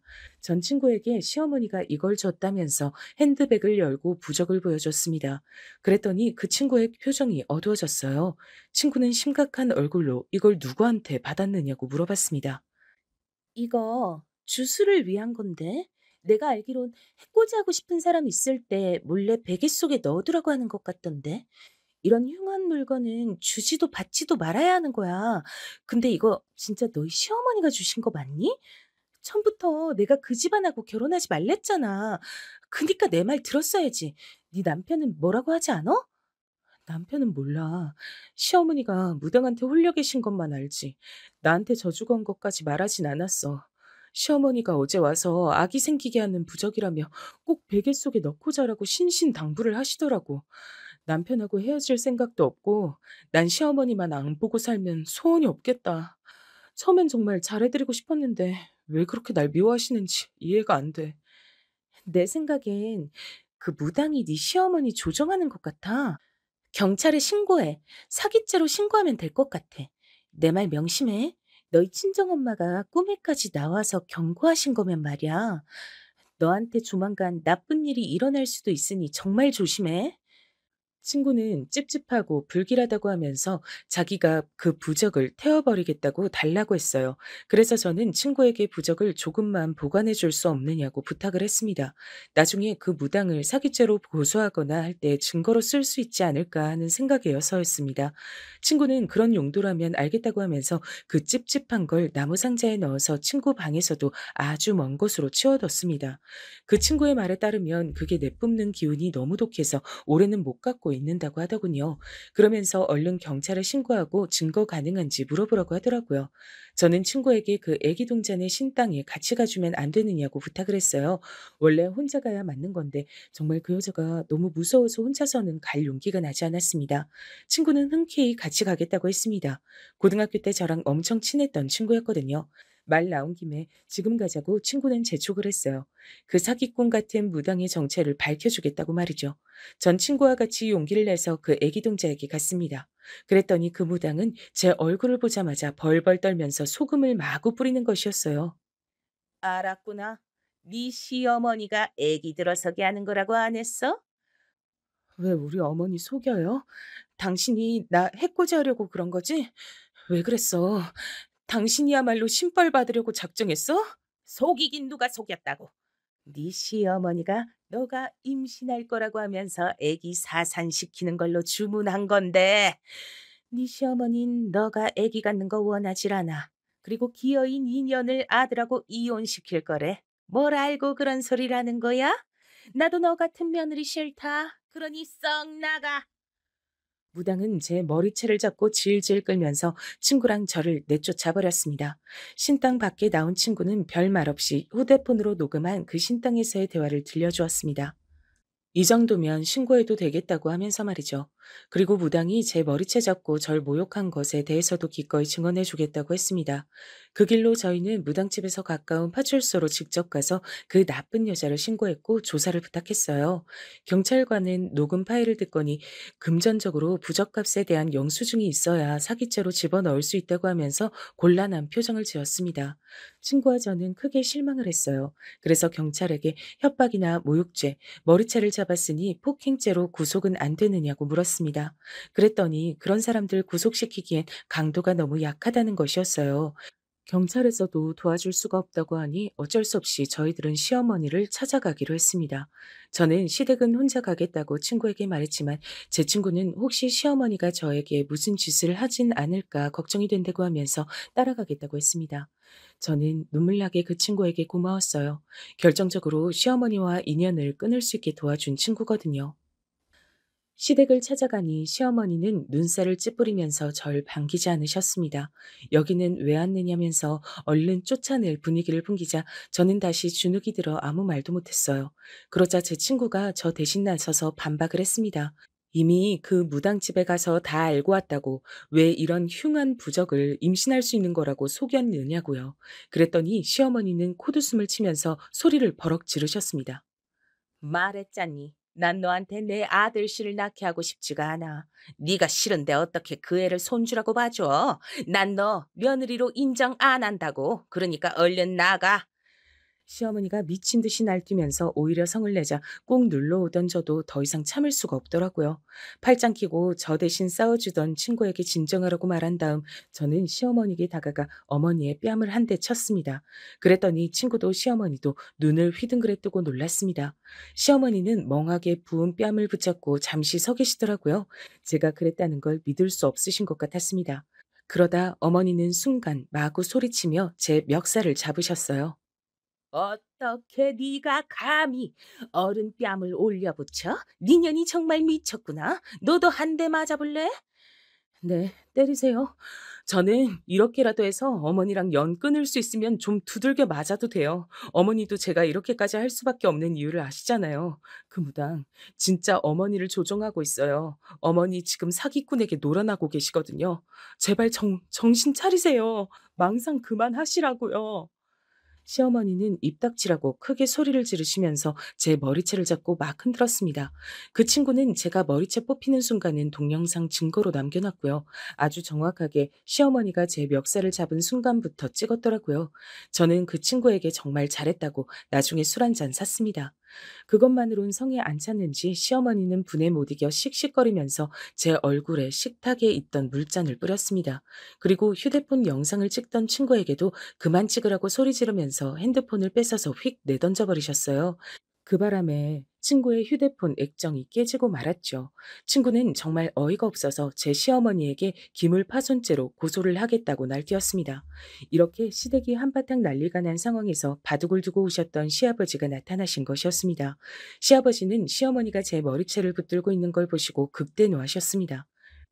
당신 이게 무슨 짓이야? 왜 며느리 머리채를 잡아? 당신 정말 정신 나갔어? 아니, 인연이 먼저 내 뺨을 때렸다고? 그래서 내가 그런 거지? 난 억울해. 시어머니 말씀이 맞는 말이지만 시아버지는 도무지 어머니를 믿지 않았습니다. 착한 며느라기가 그럴 리가 없다고 하면서 무조건 제 편이라며 저를 시어머니에게서 떼어놓고 사태를 수습했습니다. 저는 산발한 머리를 쓸어내리며 시아버지께 침착하게 제가 먼저 어머니를 때린 게 맞다고 했어요. 하지만 저도 이유가 있었다고 시아버지께 그동안 시어머니가 저에게 하셨던 일들을 다 말씀드렸습니다. 그랬더니 시아버지는 시어머니가 뺨 맞을 행동을 했다고 하시면서 제 편을 들어주시더라고요. 세상 어느 부모가 며느리한테 몸과 정신이 잘못되는 저주부적을 갖다 주겠느냐고 시어머니께 미친 듯이 화를 내셨습니다. 당신 당장 그 무당이랑 인연 끊고 그 여자 고소해. 안 그러면 나 당신이랑 정말 이혼할 거야. 당신 하나 때문에 이 집안이 이게 뭐야. 어떻게 봐도 그 무당년이 당신 호구 잡아서 돈 뜯어내고 있는 거잖아. 우리 불쌍한 며느리가 그 대상인 거고 말이야. 절대 이번에는 용서 못하니까 얼른 다 정리하고 와. 아님 집에 들어올 생각도 하지 마. 시아버지는 본인이 저지른 짓에 책임을 지라고 시어머니의 등을 밀어 시댁에서 내쫓아 버리셨습니다. 친구는 옆에서 저에게 눈을 찡긋하더니 시아버지께 그 부적의 정체에 대해서 자세하게 이야기를 해드렸어요. 그 말을 듣고 시아버지는 정말 시어머니께서 정신이 나간 것 같다며 저에게 머리를 숙여서 사과를 하시더라고요. 저는 시아버지의 잘못은 아니라고 그러지 마시라고 얼른 말렸습니다. 하지만 시아버지는 진심으로 눈물까지 보이시면서 저에게 미안하다고 하셨습니다. 집안의 어른으로서 시어머니를 제대로 단속 못하고 있었던 시아버지의 잘못이 크다고 눈물을 흘리며 저에게 사과하시더라고요. 그 모습을 보는데 저는 또 시아버지가 짠해서 눈물이 나오고요. 저는 남편에게 전화를 해서 퇴근은 시댁으로 하라고 했습니다. 그랬더니 남편은 또 놀라서 저에게 물었습니다. 당신 명절 때도 아닌데 왜 거길 가 있어? 어머니가 당신한테 싫은 소리 하실 거 아니야. 그냥 집으로 와. 애비냐? 오늘 우리 집에서 난리가 났었다. 너한테도 의논해야 하는 일이니까 며느리 말대로 우리 집으로 퇴근해라. 시아버지가 저 대신 남편과 통화를 마무리하고 끊어주셨어요. 친구는 그제야 웃으면서 다음에 보자고 하면서 집으로 돌아갔습니다. 저는 친구의 깨진 휴대폰을 고칠 돈을 배상해 주고는 정말 고맙다고 손을 잡으면서 다음에 꼭 밥 사겠다고 했습니다. 친구가 돌아간 후 남편이 반차를 쓰고 시댁으로 달려왔어요. 도저히 궁금해서 퇴근 시간을 기다릴 수 없었다나요? 전 친구가 카톡으로 보내준 무당과의 대화 녹음 파일을 들려주었습니다. 제가 이미 경찰에 신고는 했어요. 하지만 영수증 같은 게 없다고 사기죄는 성립이 안 된다고 하더라고요. 예, 그거라면 걱정하지 마라. 내가 예전에 그 무당한테 억지로 굿한 돈 돌려받을 때 받아둔 각서랑 영수증도 갖고 있고 네 시어머니 통장 내역 보면 그년 이름으로 입금한 흔적도 있을 게야. 내 이 미친 무당년을 꼭 고소해버릴 거다. 우리 어머니도 그 무당한테 속고 계셨던 거예요? 하, 이번엔 어머니가 정신 좀 차리시겠죠? 꼭 그렇게 됐으면 좋겠네요. 아버지 연세도 많으신데 이혼하시면 안 되잖아요. 아니야. 엄마가 끝까지 정신 못 차리고 계속 며느리 구박하면 이 애비 네 어머니랑 이혼도 불사할 게다. 내 돈 갖다가 미친 무당년한테 바친 네 엄마를 뭘 믿고 애빈 혼자서도 잘 살 게야. 마침내 어머니는 그 무당의 가스라이팅에서 빠져나오시긴 한 것 같습니다. 어머니는 처음에 시아버지에게 쫓겨나 무당집에 가서 펑펑 울면서 복수해달라고 조르셨대요. 하지만 그 무당이 자기가 신발 떨어진 걸 비밀로 한 사실을 알자마자 돌변하셨다고 하더라고요. 어머니는 그 몹쓸 무당의 가스라이팅에 당해 괜히 저를 미워한 것 같다고 미안해하셨습니다. 하지만 전 어머니가 그동안 제게 한 짓을 잊을 순 없더라고요. 제가 마음이 풀리면 찾아뵙겠다고 했고 않고 아직까지 어머니와 대면을 하진 않고 있습니다. 시아버지는 그 무당과 연을 끊어 이혼은 면했다면서 앞으로 다시는 점 따윈 보러 가지 말라고 확실히 시어머니 단속을 하셨답니다. 남편도 저한테 시어머니가 보낸 문자나 카톡 사진 등 저주의 흔적을 보고는 시어머니랑 연을 끊어도 할 말이 없다고 너무나도 미안해 하더라고요. 그동안 왜 이야기하지 않았냐고 하면서요. 그래서 저는 남편과 헤어지고 싶지 않아서 참았다고 했습니다. 그리고 제 친정 아버지에게는 절대 비밀로 해달라고 했고요. 친정 아버지가 아시게 되면 남편하고 사이가 안 좋아질 것이 뻔했으니까요. 이제껏 장인이랑 사이가 나쁘지 않았는데 괜히 긁어부스럼을 만들 필요는 없는 것 같아서 말이죠. 다행히 그 무당만 사기죄로 구속이 됐습니다. 벌금 몇 천만 원 내고 풀려났다는 소식은 들었는데 그 동네에서 더 이상 신당은 못하게 되어 어디론가 사라졌다고 하더라고요. 또 어딜 가서 사기를 치고 다닐 건지 걱정이 되긴 합니다. 여러 우여곡절은 있었지만 그래도 끝이 좋게 마무리되어 다행인 것 같습니다. 그냥 내 인생의 액땜은 이것으로 끝났으면 좋겠네요. 그리고 꿈에서 저에게 경고해 주신 친정엄마에게 감사해요. 친정엄마 덕에 그 무서운 부적의 저주를 피할 수 있게 됐으니까요. 여러분, 제 사연은 여기까지입니다. 시원한 여름 나시길 바랄게요. 긴 글 읽어주셔서 감사합니다.